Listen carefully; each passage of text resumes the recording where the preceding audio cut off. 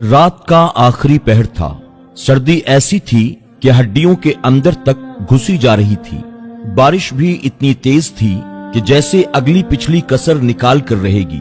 मैं अपनी कार में दूसरे शहर के एक कारोबारी दौरे से वापस आ रहा था और कार का हीटर चलने के बावजूद मैं सर्दी महसूस कर रहा था।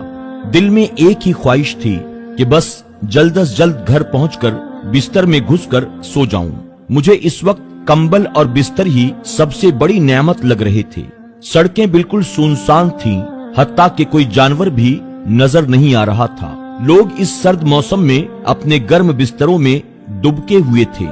जैसे ही मैंने कार अपनी गली में मोड़ी तो मुझे कार की रोशनी में भीगती बारिश में एक साया नजर आया। उसने बारिश से बचने के लिए सर पर प्लास्टिक के थैले जैसा कुछ ओढ़ा हुआ था और वो गली में भरे हुए पानी से बचता बचाता आहिस्ता आहिस्ता चल रहा था।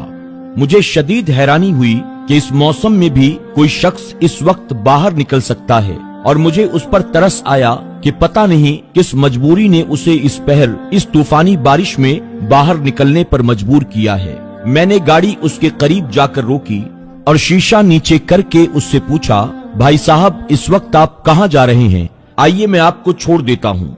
उसने मेरी तरफ देखकर कहा, शुक्रिया भाई, बस मैं यहाँ करीब ही तो जा रहा हूँ, इसलिए पैदल ही चला जाऊंगा।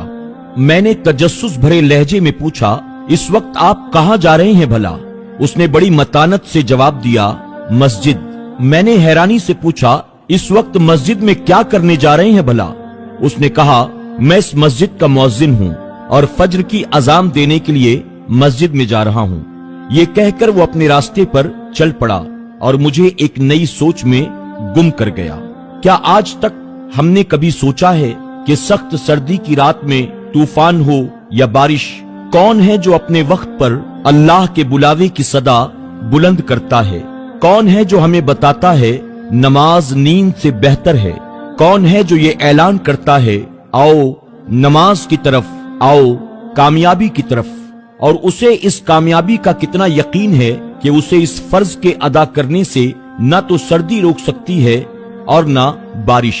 जब सारी दुनिया अपने गर्म बिस्तरों में नींद के मजे ले रही होती है, वो अपने फर्ज को अदा करने के लिए उठ जाता है।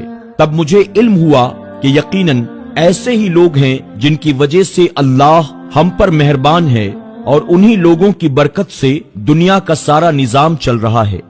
मेरा दिल चाहा कि नीचे उतर कर उसे सलाम करूं, लेकिन वो जा चुका था और थोड़ी ही देर के बाद जैसे ही फिजा अल्लाह अकबर की सदा से गूंजी, मेरे कदम भी मस्जिद की जानिब उठ गए और आज मुझे सर्दी में मस्जिद की तरफ चलना गर्म बिस्तर और नींद से भी अच्छा लग रहा था।